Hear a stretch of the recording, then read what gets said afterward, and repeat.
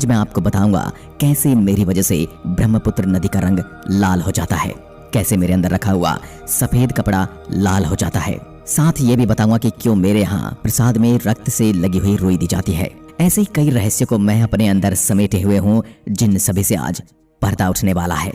मैं पूर्वोत्तर भारत के असम राज्य की राजधानी दिसपुर से 7 किलोमीटर की दूरी पर गुवाहाटी शहर में स्थित हूँ। गुवाहाटी के रेलवे स्टेशन से 10 किलोमीटर की दूरी पर स्थित नीलांचल की पहाड़ियों पर स्थित हूँ।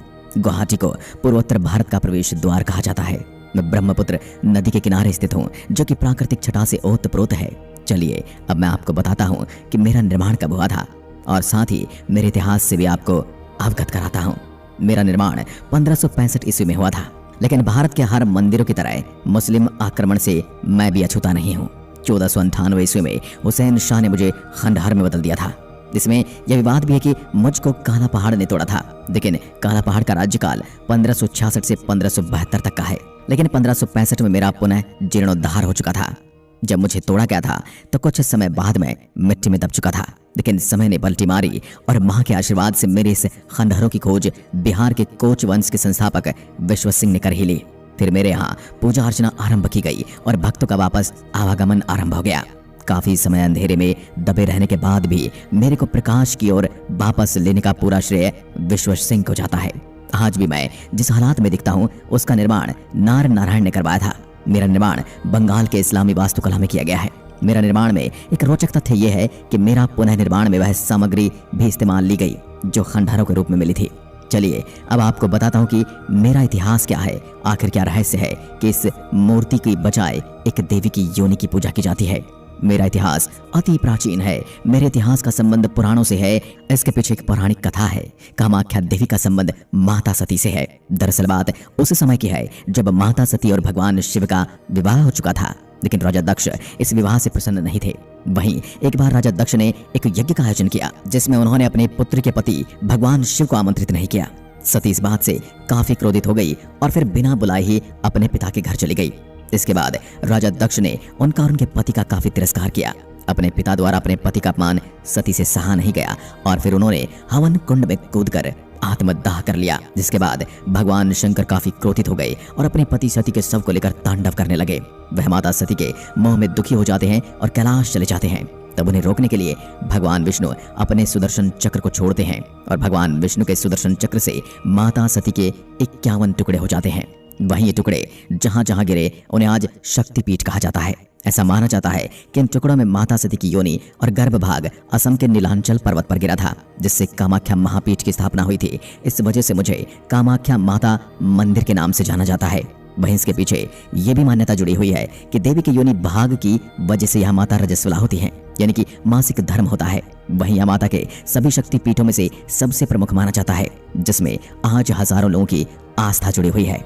माता के प्रसिद्ध शक्तिपीठों में से एक मेरे से संबंधित एक अन्य कथा भी काफी प्रचलित है, जिसके अनुसार जब कामदेव भगवान ने अपना पुरुषत्व खो दिया था, तब उन्हें इस स्थान पर सती की गिरे योनि और गर्भ से दोबारा अपना पुरुषत्व प्राप्त हुआ था।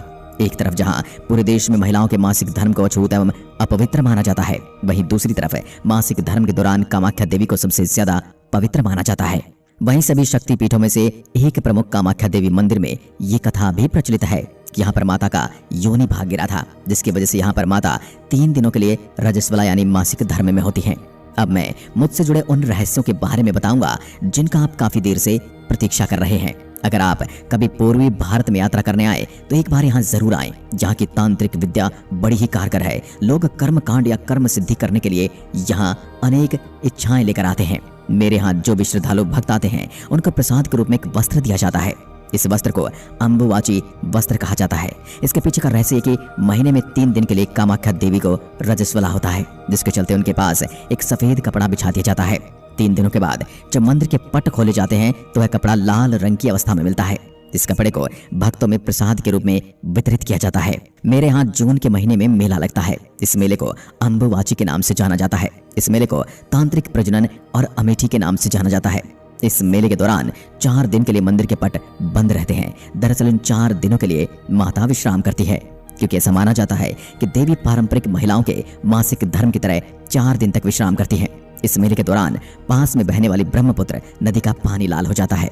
ऐसा माना जाता है कि इस नदी के पानी के लाल होने के पीछे दैवीय चमत्कार है। इसके पीछे ये तथ्य है कि इन 3 दिनों तक देवी का मासिक धर्म चलता है। इन 4 दिनों के लिए यहाँ पर रहने वाले लोग अपने धार्मिक काम को स्थगित कर देते हैं। सभी कृषि कार्य जैसे खुदाई, जुताई, बुआई और फसलों की रोपाई बंद कर दी जाती है। विधवाएं, ब्रह्मचारी और ब्राह्मण इन दिनों में पके हुए भोजन से परहेज करते हैं और धार्मिक पुस्तकों को ही पढ़ते हैं। मेरे इस मंदिर में कोई भी देवी की प्रतिमा नहीं है। मेरे यहाँ एक चट्टान के बीच बना विभाजन देवी की योनि को दर्शाता है। एक प्राकृतिक झरने के कारण इस जगह हमेशा गीला रहता है। इस झरने के जल को काफी प्रभावकारी और शक्तिशाली माना जाता है। इस जल के नियमित सेवन से आप किसी भी भयानक बीमारी से निजात पा सकते हैं। मेरे यहाँ पशुओं की बलि दी जाती है, हालांकि किसी मादा जानवर की बलि नहीं दी जाती है। तंत्र साधना के लिए मुझे दुनिया की सबसे महत्वपूर्ण जगह माना जाता है। मेरे यहाँ साधु और अघोरियों का तांता लगा रहता है। यहाँ पर काला जादू भी किया जाता है। अगर किसी पर काला जादू किया गया है तो यहाँ आकर इस समस्या से निजात भी पा सकता है। कामाख्या के तांत्रिक और साधु चमत्कार करने में माहिर हैं। कई लोग विवाह, बच्चे, धन और दूसरी इच्छाओं की पूर्ति के लिए कामाख्या की तीर्थ यात्रा पर आते हैं। मेरे यहाँ के तांत्रिक बुरी शक्ति को दूर करने में समर्थ होते हैं। अगर आप भी किसी काले जादू के साए में हैं तो आप भी जरूर आएं। मेरे पास ही इसी पर्वत पर उमानंद भैरव बाबा का मंदिर भी है। माँ कामाख्या देवी की यात्रा तब तक पूरी नहीं मानी जाती जब तक भैरव बाबा के दर्शन नहीं हो जाते। इसलिए आप जब भी यहाँ आए कामाख्या माता के दर्शन करने के बाद उमानंद भैरव बाबा के दर्शन अवश्य करें। मेरे अंदर के आकर्षण की बात करें तो मेरे नजदीक ही उत्तर में सौभाग्य कुंड तालाब है। इस तालाब की परिक्रमा करने से पुण्य मिलता है। श्रद्धालु इस कुंड में स्नान करने के पश्चात श्री गणेश जी मंदिर के दर्शन के लिए आगे बढ़ते हैं। मेरे सामने ही 12 स्तंभों के मध्य स्थल में चल मूर्ति उत्सव मूर्ति दिखाई देती है। उन्हें भोग मूर्ति या हरि गौरी मूर्ति के नाम से भी जाना जाता है। मेरे उत्तर में दशभुज कामेश्वर महादेव, वृषवाहन और पंच वक्त मौजूद हैं। मंदिर के दक्षिण भाग में 18 लोचना कामलासना देवी कामेश्वरी और 12 भुजी सिंह वाहिनी का स्थान है। श्रद्धालु पहले कामेश्वरी देवी और बाद में कामेश्वर शिव का दर्शन करते हैं। माता कामाख्या का योगी निद्रा पीठ 10 सीढ़ी के नीचे अंधकार नुमा गुफा में उपस्थित है। इस स्थान पर अखंड ज्योति जलती है। उस स्थान पर जाने और आने का मार्ग अलग है।